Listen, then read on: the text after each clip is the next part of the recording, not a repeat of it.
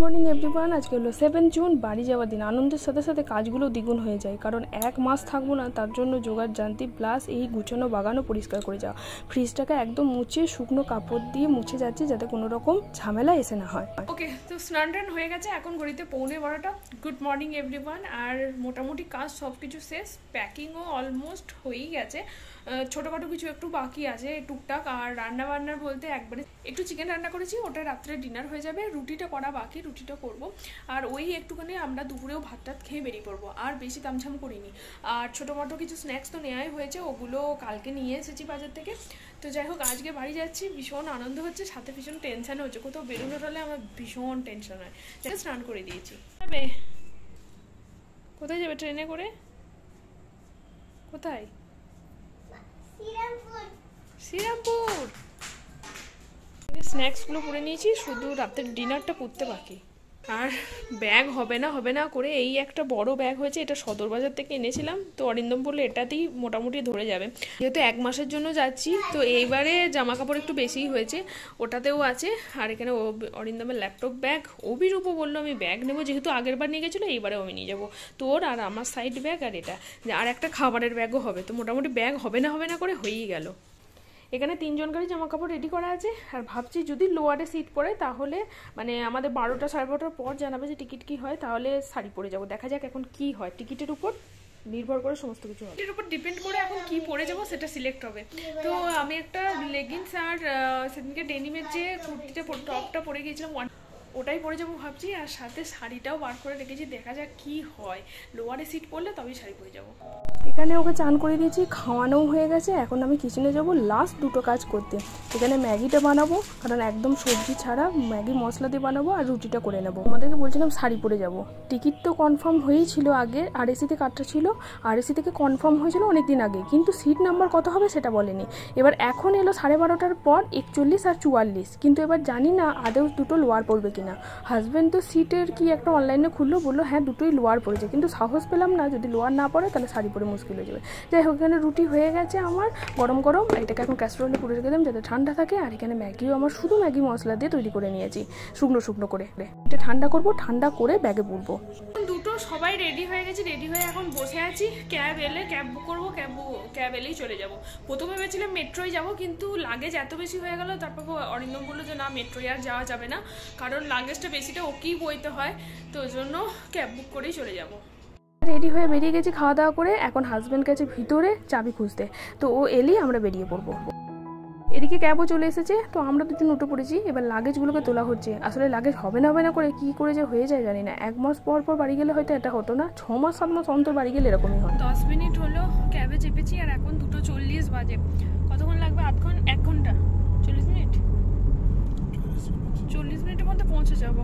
আশা আছে আগে পৌঁছে গিয়ে একটু বসবো, কারণ আগে একবার হয়েছিল, মানে পুরো একদম কাটাই পৌঁছেছিল, আর ছুটতে গিয়ে ট্রেন ধরতে হয়েছিল। তো ওই জন্য এবারে অনেক আগে বেরিয়ে গেছি।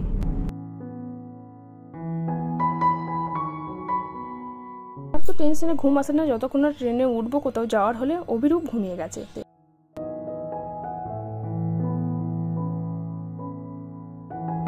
দিল্লি স্টেশনে ঢুকেই গেছি, পার্কিং জন্য এবার দাঁড়াবে, তারপর নামবো।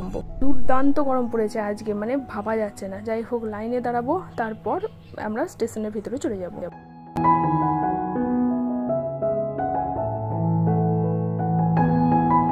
আধা ঘন্টা আগে আমরা ঢুকে গেছিলাম, তাই হাত পা মুখে সবাই জল দিয়ে মুছে নিলাম।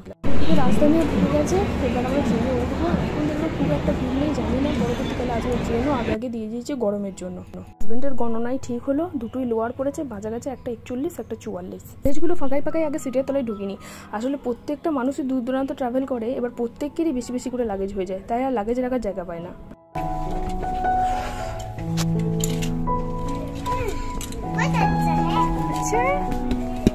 অন টাইমে ট্রেন ছেড়ে দিয়েছে। এখন ঘড়িতে বাজে 4:30, তো 4:30তেই ট্রেন ছেড়ে দিয়েছে। এখন আগে 1 কাপ চা খাবো। বাড়ি থেকে খাবার করে নিয়ে এসেছি, প্রত্যেকটা সময় প্লাস স্ন্যাক্সও কিনে নিয়ে এসেছি, কিন্তু আমরা ট্রেনের খাবার নিইনি, কারণ হাজব্যান্ডের একদমই পছন্দ নয়। চাটা শুধুমাত্র আমি ছাড়তে পারি না, তাই চা ছাড়া আমার চলবে না। খাওয়া হয়ে গেছে, দুজন মিলে ম্যাগি খাচ্ছে। আর রাতের ডিনার তো তৈরি করাই আছে, রুটি আর চিকেন, তো ওটাই ওরা সবাই মিলে খেয়ে নেবো। ট্রেন ট্রেনের চা তো নয়, পুরো জল। তাই দুর্গাপুরে নেমে 1 কাপ চা খাচ্ছি। আর দুর্গাপুর থেকে বর্ধমান অবধি ময়ূরাক্ষী এক্সপ্রেস করে যাব, ওখান থেকে গাড়ি আসবে, বর্ধমান থেকে গাড়ি আসবে। তো দুর্গাপুর স্টেশনের দিকে ঠিকঠাক ঠান্ডা থেকে দাঁড়াচ্ছে। ওটা বেবি, তো ওটা বেবি। বর্ধমানে নেমে পড়েছি। এরপর এই যে লাগেজ জড়ো করেছি, গাড়িকে ফোন করা হচ্ছে, গাড়ি অলরেডি চলে এসেছে। এরপর সকাল থেকে তেমন কিছু হয়নি, অভিরূপকে ট্রেনেতেই খাই নিয়েছিলাম। এখন আমরা দেখি কোনো একটা খাবার হোটেল থেকে বা একটা মিষ্টির দোকান থেকে দাঁড়াবো, কারণ বাংলাতে এসে একটু মিষ্টি না খেলে তো হয় না।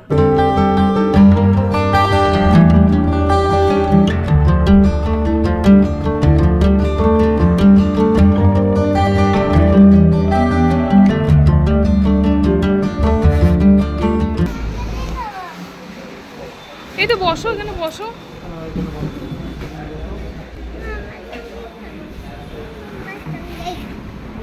আমরা এখন মিষ্টির দোকানে দাঁড়িয়েছি, বর্ধমানের শক্তিগড়ের ওই মামা ভাগ্নে বলে একটা মিষ্টির দোকান আছে, দোকানে দাঁড়িয়েছি। আমরা এখন একটু লুচি ঘুগনি খেলাম, তারপর একটু মিষ্টি খেয়ে এখন সোজা রওনা দিচ্ছি বাড়ির দিকে।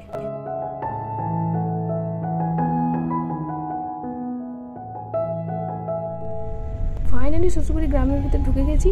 তো এখন বাড়ি গিয়ে তোমাদের সাথে কথা হচ্ছে। বাবা বারবার ফোন করছিল আর বাবা অপেক্ষাই করছিল মন্দিরে বসে বসে কখনো আমরা ঢুকবো। তো নাতিকে পেয়ে নাতিকে কোলে নিয়ে একদম বাড়ি চলে গেছে। বাড়ি থেকে আমি পিছু পিছু এখন এলাম। ঘড়িতে এখন 11:30 বাজে।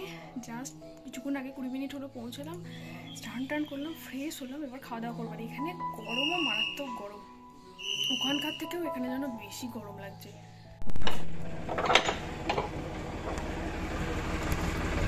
এক মাসও হয়নি আমাদের একটা নতুন ট্রাক্টর নেওয়া হয়েছে। তো ওই ট্রাক্টরটা মানে অভিরূপ ফোনেতে দেখে দেখে কবে চাপবো করছিল। তো আসা মাত্রই বাবা ওকে চাপিয়ে চালাতে নিয়ে শুরু করে দিয়েছে।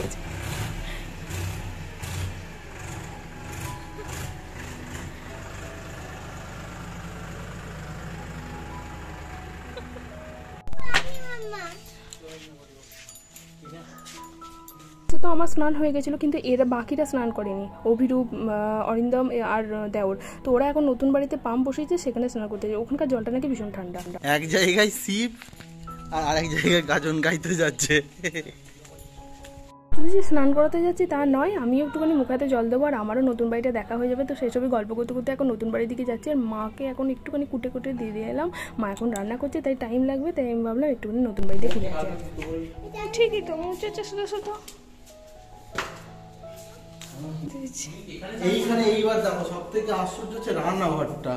তখন মনে হচ্ছিল ছুটি পাড়া, জায়গা। হ্যাঁ তখন মনে হচ্ছিল ছুটি পাড়া। স্ট্যান্ড বেসিন, টেবিল টপটাও বড় বড় হয়েছে। বসিয়ে দেখেছে যে ঠিকঠাক হয়েছে কিনা। ইয়ে কয় পাইপ লাইনের ব্যবস্থা কর,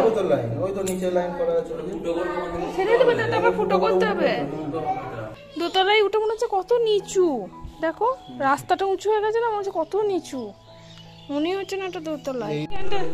ওইখানটা হাওয়াটা আবার দুর্দান্ত হাওয়া লাগছে, মানে মনে হচ্ছে ছাদে তো রোদ লাগবে। এইখানটা দুর্দান্ত হাওয়া।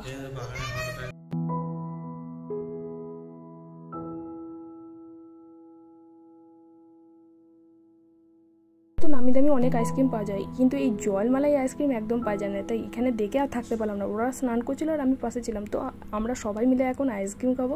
তো চলো ব্লগটাকে এখানেই শেষ করছি। ছোটোর মধ্যে হয়েছে জানি। তো দেখা হচ্ছে নতুন একটা ব্লগ নিয়ে। ততক্ষণের জন্য তোমরা সুস্থ থেকো, ভালো থেকো, টাটা বাই বাই। দেখা হচ্ছে নতুন একটা ব্লগের সাথে। যদি ভালো লেগে থাকে অবশ্যই লাইক, শেয়ার, কমেন্ট আর সাবস্ক্রাইব করতে একদম ভুলো না।